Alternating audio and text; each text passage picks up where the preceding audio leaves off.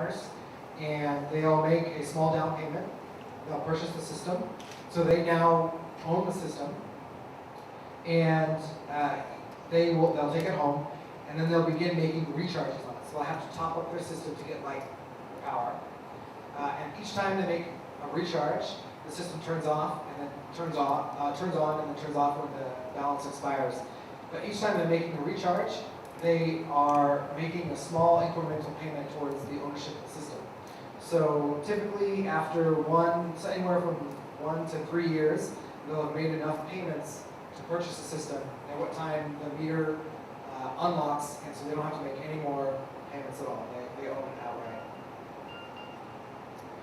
outright. So the benefits to our customers are easy access. They don't need a bank account, so they don't have to go either to a bank or to a microfinance institution. We are providing the funding. We make it easier for people easier and faster to get approvals. So we do fast approvals and simple approvals. They don't need a lot of documentation. Flexibility, they can make payments when they want. So if they can make a payment, then the system turns on, but if they decide that they would rather just go without power, they have the option to do that. So they can choose, they have the choice, power or saving money. Ownership, so it's different from a mobile phone provider where they're simply selling a service. They provide you airtime, when airtime expires, you have to buy it, and it's not like you're buying a phone. In this case, you're actually purchasing the system. And I mentioned our system integration partners, and so one of our most important partners is Selco. And how we partner with them is Selco provides the actual equipment, solar panels, batteries. We only provide the metering solutions. We don't sell any of the other products. But what happens is when we put our metering into their products, we open up a larger market for them. So they have access to customers that they didn't previously have access to. So we're able to increase their sales and increase their revenues. So we really have our end users, who are our customers, and then our solar integration partners. The product itself, it really can be broken down into 2 different categories. There's the software side, which is what we call a revenue management system. And so this is the technology that will do it's an SMS platform, so we send recharge codes, we keep track of people's balances, and we can show them how much they have left remaining on their system. The second part is the physical hardware, and that is the regulator. And so that consists of a keypad and a screen. So that's the user interface. So the user will come up to the system, type in their recharge code, the screen will confirm the code and show them what their current balance is in the system. So the recharge process works by when a user's credit expires, they walk up to an agent, just like you would go up to like an Airtel agent. You make a small payment, anywhere from 50 to 500 rupees, and then that agent has a previously established balance with SIMPA, and so we take that amount and deduct it from our agent's balance, and then when the agent sends SIMPA a SMS with the user's ID number and the amount that they like to recharge. We then send a code back to both the user and the agent with a recharge code and, again, a confirmation of the amount that they recharged for. So the user will get that on their mobile phone. They'll then take their phone and walk up to our meter, which will be in their house. They'll punch in the recharge code, and then the meter will confirm the amount that they've recharged. The system will turn on again. So this is just another example of what I've explained, that they walk up to the top-up agent, the agent sends the code to SIMPA, SIMPA sends the code to both the agent and the customer, so it's doubly confirmed, and then the agent walks up to the system itself and types in the code. So the advantage, one of the advantages to this technology platform here is that we don't actually need direct communication with the meter itself. So if our agents, we only need our agents to be in range of a mobile network. So our users can be completely disconnected from any sort of electric or mobile grid. So this is just an example of what the UI looks like. We provide both two billing options. We provide a time-based billing option and a usage-based billing option. Through user research, we found that many users are actually a little bit confused by the concept of kilowatt hours and how much energy they're using. And so they don't understand why it may speed up or slow down depending on how much energy they're using. So we provide our integration partners the option to bill using time-based for clarity. So if you buy 7 days worth of electricity, you know that in a week it's going to expire, and there's no doubt about when it turns off. So here we have our user taking the code, punching it in, and then this is an example of one of our customers with his mobile phone, and he's punching in the code into his system. You can see here that this box here is the battery is inside there. There's a battery, there's the charge controller, and our meter is integrated on top of this. We put it inside a lockbox for tech security. So when the user punches in the code correctly, they get a confirmation of the amount, they get a smiley face, and they have electricity. So this is just a picture of the Celco's panel, and then this is one of our previous generation of our meter. We used to sell code top-ups using scratch cards, but we moved away from that towards just having agents in the field. So just in conclusion, what we're doing is we're combining affordability with clean energy. We're making it easier for people to pay for energy when they are able to and not on a set schedule. We are increasing the market for people to be able to afford energy. So we're opening that up to more people. So when you combine these things, we really get improved quality of life. And that's really, so it's a sustainable in that business sense, in that we are a for-profit company and we're able to continue to provide services to more and more customers, but we're also reaching out and improving the quality of life for our customers. Thank you.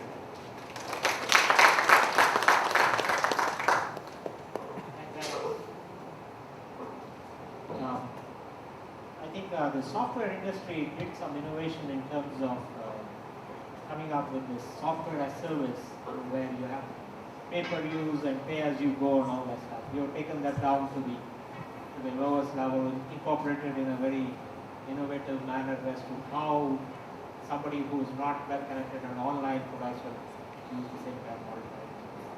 Wonderful, thank you. Next I have on my list Melissa Densmore. So she is a postdoctoral researcher at Microsoft Research Lab in India. She is a researcher in technology for emerging markets group of Microsoft Lab, India, where she examines the assimilation of new information technologies, mobile apps, internet computing, etc. for health in developing countries. So she has done numerous projects in the country and including and outside as well in solar project deployments in Uganda. She holds a PhD in information management from University of California in Berkeley and a master's in computer science from Cornell University and University College of London. Melissa, welcome here. MYRA. When I started working my presentation, I thought, I'm for a research organization. How do I talk about sustainability in business? So bear with me, and hopefully this will be useful material. So I'm part of the Technology for Emerging Markets group at Microsoft Research, based in Bangalore. And we've been here since around 2005. This group is part of a larger research lab. We have 9 different research areas, which comprise around 55 full-time research staff. And in doing all of this work, we have numerous collaborations with government, academia, industry, and NGOs in India. And this is our managing director, Ananda. In my particular group, our goal is to understand existing and potential technology users in developing communities. So India, but also like the villages here, people that are new to technology, finding out what's going on with them and how maybe information technologies can play a role in development. And so as part of that, we design and evaluate technology and systems that contribute to socioeconomic development of poor and developing communities worldwide. And in order to do this, we have to also partner with organizations. So this is NGOs, companies, and we collaborate also with product groups within Microsoft. So collaboration is what helps us to know what's going on in the field, right? Because if you're sitting in your office at Microsoft, you don't necessarily know what's going on in the village. But the NGOs that are working directly in the village will know what's going on. Our group has, these are all the researchers in our group, and one of our big focuses is to unite technology and people using interdisciplinary collaboration. And so this group consists not only of computer scientists, technologists, but also of social science researchers, people from a communications and sociology background, linguistics even, and we do a lot of work in human-computer interaction as well as engineering. And for me, I try and embody both sides. I have a technology background, but a PhD doing an ethnography at Uganda. So interdisciplinary work is part and parcel of everything we do. Our research spans all over the world with many, many different sites within India. And we do both studies in which we are implementing new projects as well as study of existing technology deployments. So I want to talk about some of the projects that we do. And the truth is that most of the projects that come out of research aren't sustainable, right? They don't become kind of long-term projects. You do a study, you write a paper, and then you're done. But these three are some examples in which we actually have achieved some sustainability out of the research. Baba Jobs was founded when Sean Blacksbeck, who was the head of our advanced technology group, having collaborated with technology and emerging markets, our group, and really kind of listened to what's going on in India, he said, I think there's an opportunity here. The informal sector doesn't have a LinkedIn. And even if you tried to put them on LinkedIn, it wouldn't work. And so he left Microsoft and started Baba Jobs. And now basically you can even go to the website right now, babajob.org. And there's 500,000 job seekers in the informal sector. And there's 60,000 potential employers for these job seekers. And so this is using social networking, but not in maybe the ways that you would imagine it, but targeting people that wouldn't have access to it. And how do you do that? You have to use other ways to provide access. And so they're using a very multiplicative platform, using mobile phones, SMS, as well as web, mostly for the benefit of the employers. Digital Green is another organization which actually started as a research project at Microsoft and got spun out as an NGO. And so the idea got kind of tested, deployed, and the founder of Digital Green said, look, there's an opportunity here. Like, I can move on to the next research project, or I can try and invest my time and effort into making this sustainable, making it work. And so now he's running an NGO which partners with other agricultural organizations and partners with farmers to produce videos that are actually curated and designed by those farmers and then presented by those farmers through DVDs. And so at this point they've had almost 140,000 viewers. Another project, and this is another example of how research becomes sustainable, is one in which our Bill Thies, who's one of our researchers, worked with Operation ASHA to implement a biometric TB monitoring program. And so what Operation ASHA does is they have several health centers throughout India, which will then monitor TB patients, ask them to come in for their treatment every single time, and so they can record each time their TB patient actually gets their treatment. And previously this was done on paper, And it was really difficult to tell whether somebody consistently came in for all of their treatments. And you could also give the medication to them for the next 3 months and hope they take it, but that wasn't really happening. And so what this enables people to do is they'll just use their thumbprint as an authentication, instead of using a name which could be spelled in many, many different ways. And then using that thumbprint, they have a unique identifier for each of the TB patients. At this point, this was tested in 28 centers, 2,500 patients, and for a total of 50,000 doses. And now they're planning to just take this, scale it up, and deploy it in their partnering organizations in Uganda and other locations. There's actually a really good video about Microsoft's collaboration with Asha on YouTube, and if you have a smartphone, you can take a picture of that QR code and go to the video.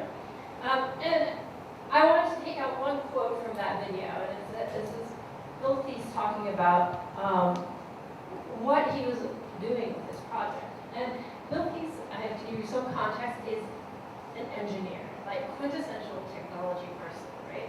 But even he says it's really about the people. If you understand what are the human steps it takes to overcome those challenges, that's really the place to start. So it's not about understanding the technology first, it's about understanding the humans and then building the technology.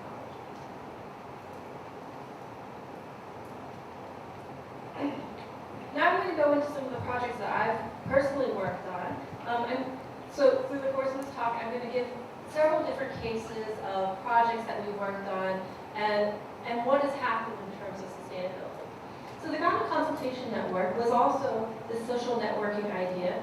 And what I did was I talked to hospitals all through Ghana, like 10, 15 different hospitals, and spoke to over 100 doctors within these hospitals and said, what are the problems you're facing? You know, what's going on in your hospital?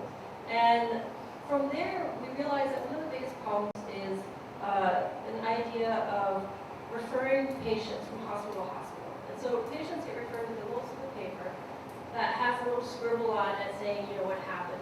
But the full patient history is there. And actually, patients are often referred when they don't need to be referred, where a simple bit of advice or the doctor would look at the patient in the referral hospital, look at the patient and say, I can't help them, right? And so you don't actually want to refer a patient unless you can actually help that patient by referring them.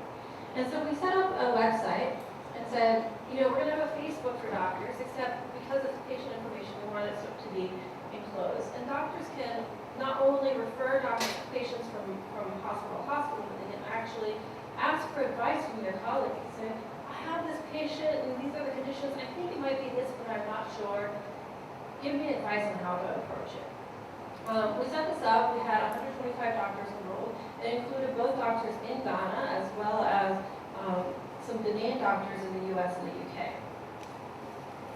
We found that in the end, this was much more successful for the doctors that were in smaller institutions rather than doctors in larger hospital institutions. And so what happened was we tried to take this from research and make it into an NGO, and we realized that we didn't have the user base that we wanted. And for all of the number of interviews we did, study of infrastructure, things kept changing on the ground, right? Like DSL became cheaper and more available in Ghana over time, so all this infrastructure that we built became less necessary. But also what we didn't realize was how much of a barrier it was for doctors to go and access computers that had internet on it. And asking the doctors to go to a computer lab to enter the patients after they were already done with their day of work was actually unrealistic. And so while there was a lot of excitement about it in the first couple of months, by the end of the first year, the only people participating were doctors in smaller hospitals where you only have 1 or 2 doctors per computer and not 50 doctors per computer and hundreds of patients every day for each doctor. What ended up succeeding was another project that was brought in by a public health person. And what he said was, I'm going to partner with the Ghana One Touch Network. So it's basically one of the mobile phone companies, and the equivalent of, let's say, Airtel. And I'm going to get them to agree that doctors should be able to talk to each other for free. And so each of the doctors got a SIM card, and anytime we were calling another doctor, you didn't have to pay for this. And so what we realized that in this particular case was that the access to information needs to be in hand. You know, this is mobile versus computer access to information, and that was probably one of the biggest mistakes we made when we designed this network consultation. So in the end, despite our best efforts, this was not a sustainable project. But hopefully our ideas and what we learned will be sustainable within the community, and people will learn from that as well. Another project I've been working with is called MYRA Solar. And at this point, we have over 100,000 installations in 15 countries. Only one of those installations is in India. And what we target is maternal health. We target the fact that mothers deliver at night and often in the dark, and most health centers don't have electricity, right? But some of the hospitals will have generators and other things, but if you're in a village, the probability that there will be electricity there at night is very low. And so this solar suitcase is supposed to be a fully contained solution. It includes a solar panel, charge controller, everything. It even includes a fetal Doppler to help hear the baby's heartbeat. And it's especially bright lighting.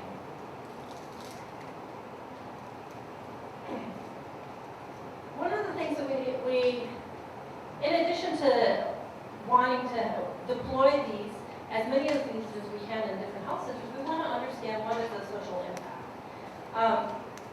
And so we were actually the winners of the 2009 Global Social Venture Competition Social Impact Assessment Award, partly because we could immediately know that the number of deaths in our first hospitals in Nigeria where we deployed this reduced by half as soon as they had the solar suitcase.